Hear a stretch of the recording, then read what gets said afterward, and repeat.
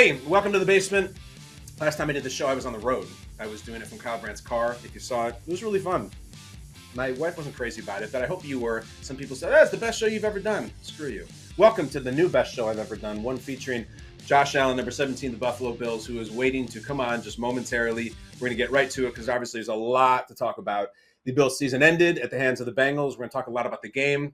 I'm going to just do it. If you've been following the, I don't know, maybe hilarious or maybe not, conspiracy theory about Damar Hamlin at the game, we're going to ask about it. We're going to ask a lot of questions about it, and we're going to see what other conspiracy theories Josh believes in. Also, everything that happened in the game, he and Steph Diggs, everybody. We'll get into it.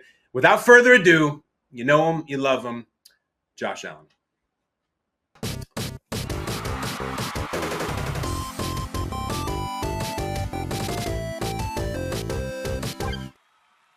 There he is, as always, our guy, number 17 for the Buffalo Bills, Josh Allen. Josh, welcome to the basement, as always.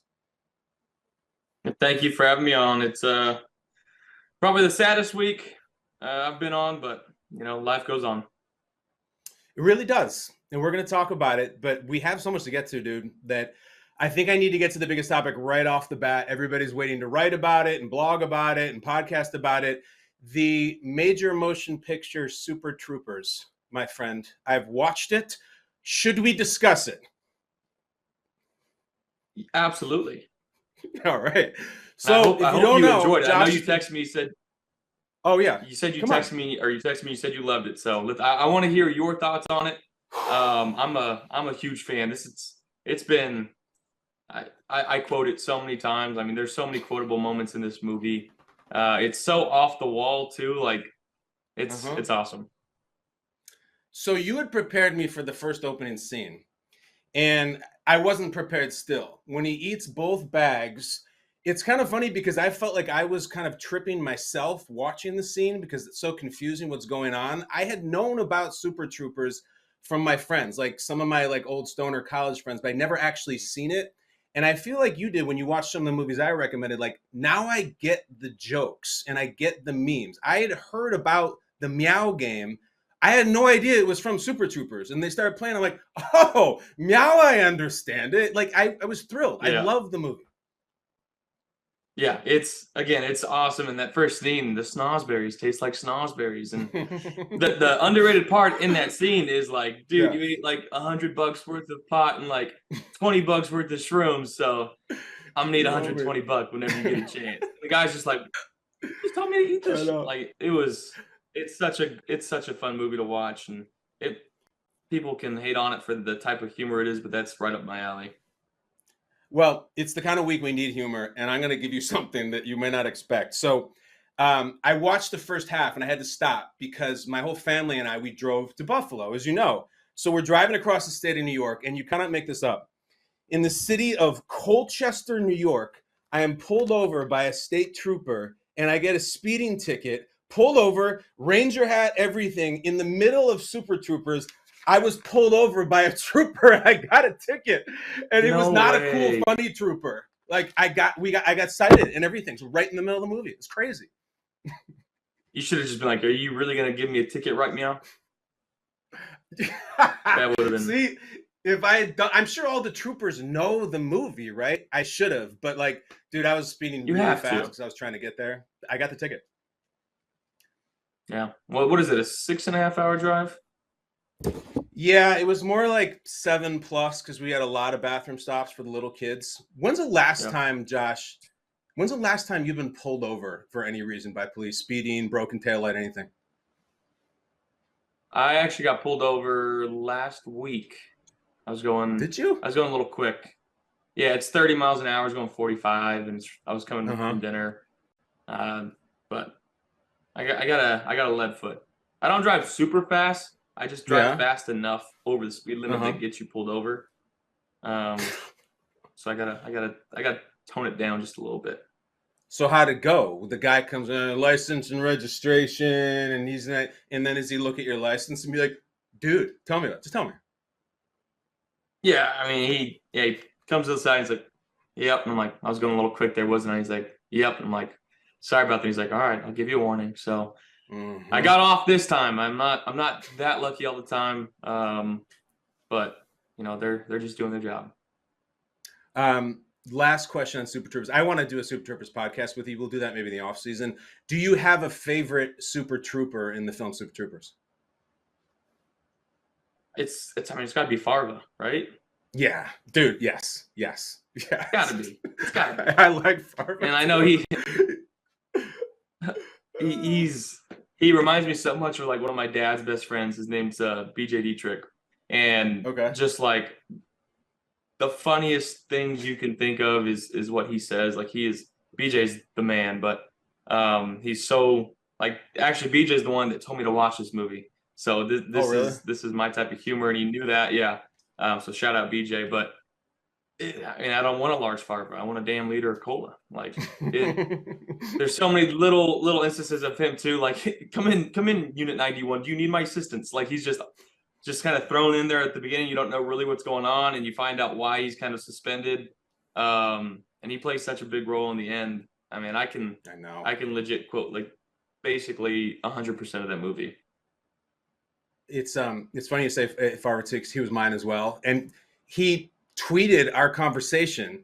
Kevin Heffernan tweeted when you and I talked about it last week. Farva is like a full idiot, and that's why I loved him. And the fast food scene is incredible. So he was in on your recommendation, and we may need to have Heffernan and the boys into the basement sometime in the offseason. You down? We may need to. Actually, they have another show called Tacoma FD, and I was told about it by one of my security guys at the Bills, Paul. So I turned that on, and it's very similar humor too. It's basically Super Troopers, but they're firemen. So I suggest that you watch that if you have any free time. It's basically like just background humor that you look over and you can listen to it for a few seconds and not miss anything. But it's pretty funny too. I swear to God, I'll pistol whip the next guy who says shenanigans. Hey, what's that bar you go to? Yeah, that's the best. So Farva, we love you guys, and we're gonna watch the Fireman show. Josh, I want to say this: you guys lost. It sucks, and I love your team. I love all you guys, and I'm very sorry that your season ended. I want you to know that. Well, thank you. Yeah, I mean, we wanted to win. Obviously, every time we play, we play to win, and just didn't go our way Sunday, and. It's a tough pill to swallow sometimes, but again, life doesn't stop for anything. We found that out a lot this year, through a lot of different adversity that this team has gone through. And I really respect and appreciate my teammates. We're able to lean on each other throughout the year when we really needed to. And again, losing sucks. Losing your last game sucks. You always want to win the last one. There's going to be 31 unhappy teams at the end of the season. That's a fact. And if you don't win the Super Bowl, it's going to feel like a complete failure. But, I don't want to lose the sight of what we did this year and, how we got better. And, first year play caller with Dorsey, and he's only going to continue to get better and, bring in majority of our core back. So obviously we want to continue to get better, and we want to accomplish our goal, and everything that we do from here on out is going to be towards winning a Super Bowl championship. I'm less interested in belaboring every single point of the game and every single moment. What I'm really interested in is how you're feeling.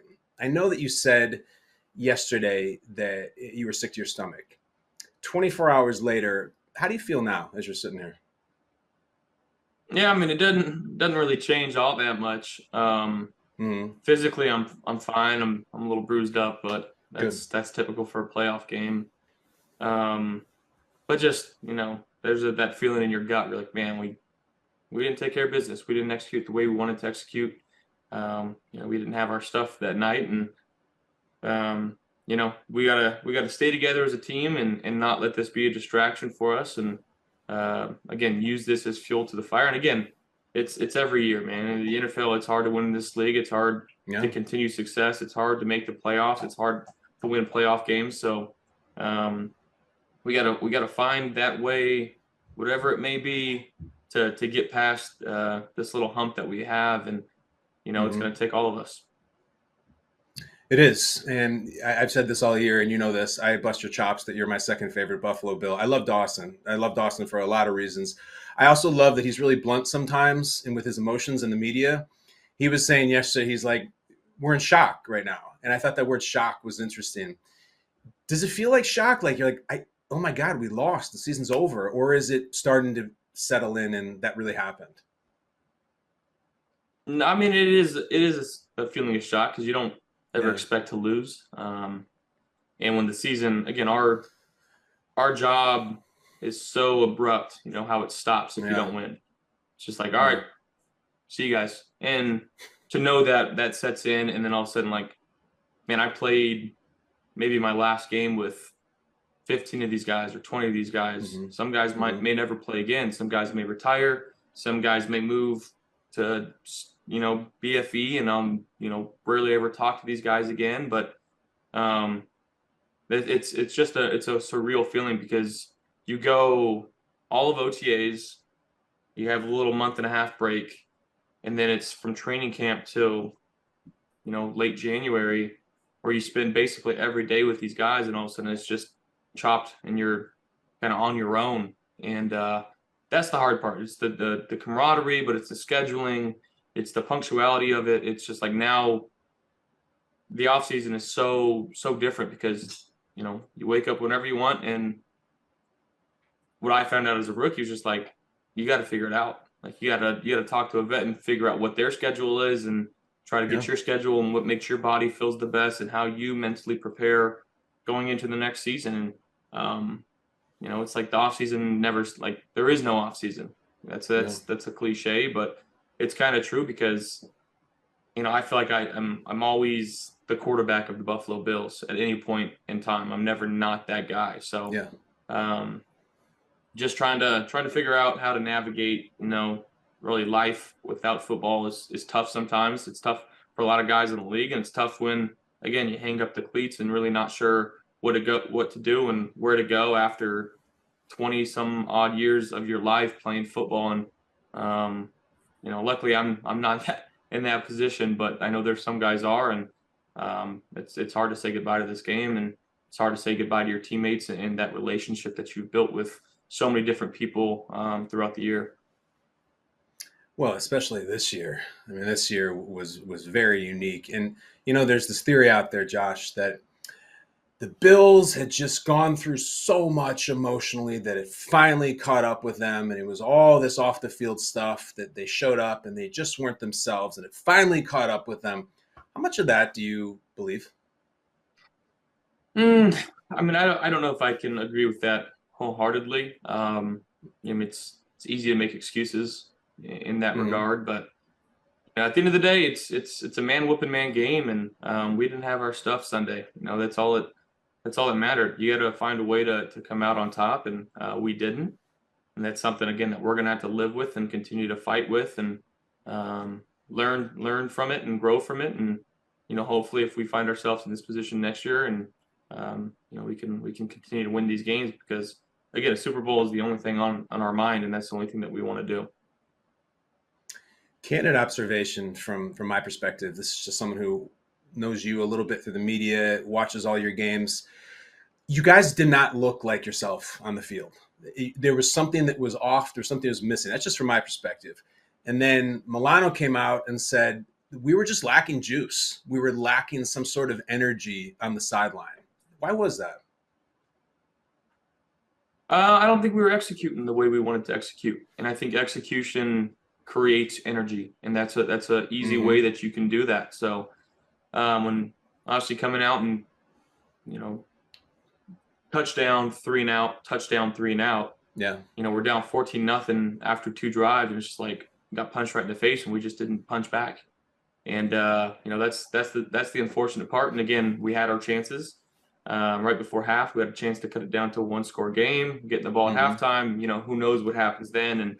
And simply put, we just didn't execute well enough. Was there a moment either on the sideline or maybe at halftime, where you or Poyer or Dion or somebody screams or punches the locker or does anything about like, this is not us? It was something like that go on at any point during the game? Honestly, not really. Yeah. We were 13-3 throughout the season. We lost 3 games by a combined of 8 or 9 points. So we Yeah. never really found ourselves in a situation like that. when we were down by multiple scores, other than maybe the Ravens game early on in the year. But again, the way that we handled that was everyone stay calm, don't blink, like we're going to get things going. And just that never happened this last game. And again, I'm sure you could pin it on any number of reasons, but the fact is, I didn't execute well enough. My team didn't execute well enough, and that's what happens when you don't play at a high level versus a really good team that has a good game plan. And if you're not coming out and executing and playing with energy and making plays, a good team's going to beat you. Appreciate you doing this. You're always great at this. You're always great at recalling specific plays. I'm going to give you one. 7:34 left in the game. It's a 4th and 6. You go to Gabe. It's broken up. Take us through that play. What were you looking at? Yeah, fourth and you said 7? I think it was 4th and 6. Yeah. 4th and 6. Obviously it's a point in the game where it's like, all right, we got to get this, or our chances are running out very quickly here. So, I had a couple different combinations with like a little Utah combination on the right side, and talked to Diggs and tried to get him on a go. Safety kind of flew over the top of him, so I peeked backside and just trying to make a play. And they're only rushing 4, so they've got 7 guys in coverage, and just trying to make a play and give somebody a chance, and it just didn't work out. And Gabe's made a lot of those plays for you, and you guys have made a lot of those plays in the playoffs together. Sometime in the aftermath of that, on the broadcast, Diggs is on the sideline. He's emotional. He's upset. His arms are out. He's saying whatever he's saying. I talked about it the next day on my show, and I didn't like it. That was my opinion on it. You talked about it yesterday, gave your opinion. Steph is a very fiery competitor, and you're going to continue to work forward to that. And I'm going to respect that, Josh. I know you guys have a relationship that is not about talking about each other. It's about talking to each other. So I know you will, and I'm going to leave that statement as it is. I'm curious, though. One of the other things you said after the game, this concept of peaking. You've watched football your whole life since you were a little kid, and you were at church waiting to come home for that early kickoff. It's not even just about the best team. It's about playing the best at the best time. Like, through these early years of your career, what have you learned about how do you peak at the right time versus the wrong time? How do you do it? I mean, it's kind of a hard assessment of how you peak. Yeah. Sometimes it's naturally, sometimes it comes a variety of different ways. But early on, I think we had our best stuff. In our first 4 or 5 games is when we were playing at a pretty high level, and just got to continue to find ways to play at a high level. And I know there's so many different factors in a football game, and every situation is different. And you're never really in the same situation twice. So again, just got to be able to trust each other on the field. Do our 1/11th is what Coach McDermott preaches, and play really good complementary and situational football. And again, we just didn't have that this last game. And I take that upon myself of we got to find something to get us back on track. And that'll be a learning moment that we can use moving forward. One of the things you and I talked about earlier this year that I thought was pretty cool was that when Von Miller joined the team, he had this whole thing where every week in the season is an album, and each week is a different track. If you're looking at your career right now as an album that you're doing, and let's say you just completed track 5, what kind of song is track 5? Oh, it's a sad song. It's a sad song. We didn't accomplish what we wanted to accomplish. Obviously, I want to bring a Super Bowl here with my teammates to Western New York and the great city and fans of Western New York and Bills Mafia. So I think it's a slow song, but I think there is, again, I talked about this in my presser, was it yesterday or 2 days ago? The adversity, and mainly the DeMar adversity. You can't really have a sad song when he's up and doing well. So that's a huge silver lining for us, and just knowing that he's okay and that he's continuing to get better each and every day, and to see him in the facility each and every day is a blessing. It really is. It might be a sad song, but there's some sweet ass parts to that song. There's an incredible guitar solo. There's some great verses. I know it didn't end like you want, and I totally get it. What was your favorite moment from this season, year 5? Your favorite moment? I think Naheem's kickoff return. Yeah. Yeah. That Number one's one. up there for me. Like all-time plays. Like that's pretty cool. To continue to sit here and think about that, like the circumstances of it, and that one's up there. And again, we did a lot of good things as a team this year. And I don't want to. Hell yeah, you did. It's hard to sit here and think about that and be happy about that when the season ends the way it does and it ends so abruptly. But there's a lot to build off of and a lot to grow from, and the talent that we have, especially the young talent, is only going to continue to get better. And I'm looking forward to getting back to work with my guys. Josh, we never hit this before. Are you generally in life, are you into conspiracy theories? Absolutely. They're fun to think about. Like what? Like what do you like? The Come on. moon landing. Yeah, okay. The moon landing's up there for me. Yeah. Still not quite sure if I believe that one wholeheartedly. There's a lot of it's just, again, I don't want to be this flat earther guy that's wearing a tinfoil hat and people think of me of that. But it's fun to think about some of these conspiracy theories for sure. Do you think the Earth is flat or round? Let's just establish that for the audience. No, I definitely think the Earth is, spherical. God bless you. All right, here's the reason I ask. So Newsweek, New York Post, and other outlets are running stories about a Damar Hamlin conspiracy theory in which people are suggesting that he was not at the game on Sunday and that it was some sort of body double conspiracy cover up. It goes on and on and on into the tinfoil hat territory. Would you like to debunk that conspiracy theory or maybe confirm it? Yeah, that's stupid. Okay. That you said there's mainstream media outlets pushing this? There's mainstream media outlets. There's people with like really legitimate heavy followings who are saying the fix is in. That was not Damar. His face was covered. He had sunglasses. He had a hat. When they went to him on CBS, you couldn't see him. And that there's this next level conspiracy that was actually not Damar Hamlin at the game. They're saying it. One, that's Damar's swag. That's what he liked. He likes wearing that. 2, he was in the locker room with us pregame. So yes, that was Damar. As far as the whole cloning deal, I know that I saw Damar had posted something, put like hashtag clone or something playing into it, which I think is funny. But it's a trophy fish. It's pretty big. So I don't know what to say. Yes. Okay. So you don't think that you were duped by fake Damar in the locker room when you saw him? Let's just get that out there. I don't think so. If it is, who knows? But that's my guy. Are you suggesting there's maybe a chance it was? No, there's absolutely zero chance. There's absolutely zero chance. That's Damar Hamlin. That's our guy. That's our brother. He was with us pregame, postgame. He was up in the suite with his family, his little brother, 100%. So people need to stop. I got it. Stop this. Good, because if you say 99, you know this as a moon landing guy. If you say 99, they'll be like, see? Josh says 100. Yeah.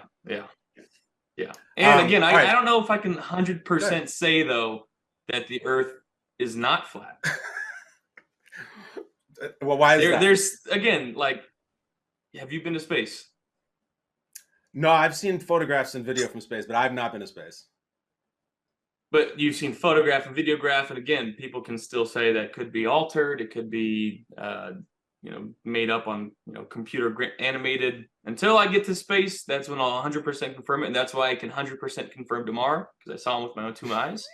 But as far as the Earth, I do believe it's spherical, but until I see it, there's always that 0.0001% chance that who really knows. Because I'll tell you this, 17, when you say people could suggest it was altered, I'm thinking maybe you're suggesting that it could be altered. I can neither confirm nor deny those allegations. All right. This is good.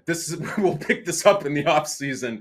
We only have a few minutes left with Josh and the great Sky Allen, who is tearing up a new blanket. What's she doing? She a good girl?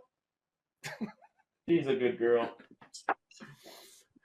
All right, couple questions left. Nobody watches more football than you. You play football, but if people don't know, Josh loves watching ball. Will Josh watch Bengals Chiefs on Sunday? I'd like to say no, but I probably will. Why do you want to say no, and why will he watch? I don't want to watch it because that it's going to hurt to watch it. You want to be in that situation. You want to be in that game. But at the same time, like, you can always find a way to get better from that and watching that type of situation and try to use it as mental reps. So I'll more than likely watch it. Yeah. Josh, who wins the game? I won't be as invested in it, maybe, but I'll still watch it. Like, I wouldn't care who comes out on top, but who do you think wins that game? I don't know. Yes, you do. It's Pat versus Joe. You know these teams? I don't. I really don't. It's Pat versus Joe. All I know is if the Bengals play that way, they played pretty well the other night. They're going to be tough to beat. But again, it's Pat Mahomes and Travis Kelce. That you look at what Travis Kelce's done in his playoff career. It's really unbelievable. He's incredible. He had 14 catches, and it was like nothing last week. All right, Josh. Are you going to go and participate in the newly imagined Pro Bowl events presented by Verizon? Are you going to do this?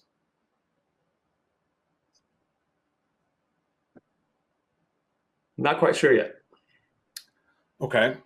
So Las Vegas, you were voted in. It's, of course, you're right, as many players do, to pass. Are you weighing your options? Like, I want to know, the people want to know. What are you thinking? You don't have to give an answer. What's your thought process on this? It's good to get away from football for a little bit, especially right after the season. Let the body rest and recover. I'm pretty bruised up. I'm not gonna lie. I got a lot of bumps and bruises. Okay. And we'll see. I'm not 100% in. I'm not 100% out yet.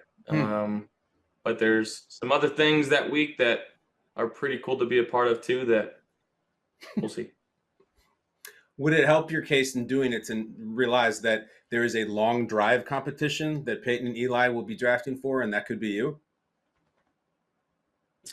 Yeah, I would win that. Okay. I'm fairly positive about that. How far are you ripping one if you step up to the tee in the long drive competition? What do you got? No less than 330. That's the basement? Wow. 330. Okay. Yeah. That's juiced numbers off the simulator, No, I understand. So we'll see. Wow, that could be you versus, who knows, Justin Herbert or somebody with the NFC. So Peyton and Eli will be watching this. Josh says a basement of 330, and if he hits the cart path, it could be like 410. So if he's there, we'll find out. Josh is playing a lot of close things to the vest right now.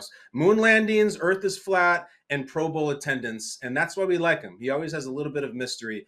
Josh, you're the best. We've done this all season. I hope we continue to do it. Is there anything that we're forgetting or that we're leaving out that you'd like to say or ask, or any theories or anything? Any theory? Yeah.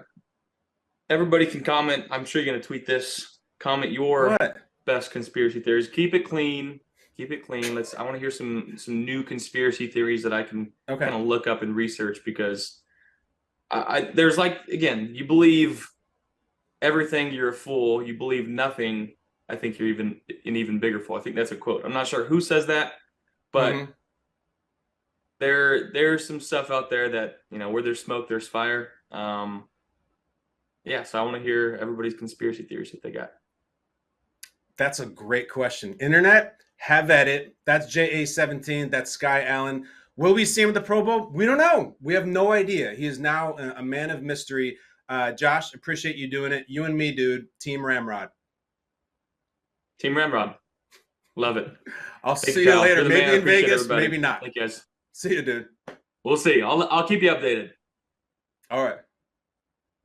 That's our guy. What an appearance that was. Who would have thought that here it is today, Tuesday, a couple days after the Bills season abruptly ends, that we're talking about some of that stuff. The moon landings and 330-yard drives. The offseason comes at you fast, doesn't it? Lots of other stuff I wanted to ask him, but that was too much time. We had to let him go. We'll see him soon. Next week, I don't know. Everything is up in the air for Josh right now, as you can tell. Hopefully next week, if not soon. We'll be back here tomorrow, and so will you, I hope, too, my friends. I'm out of here. KB from the basement, where I will be until the next road trip. Thank you. Love you. See your way out the door. Close the garage on your way out. You know how it goes. See you tomorrow, guys.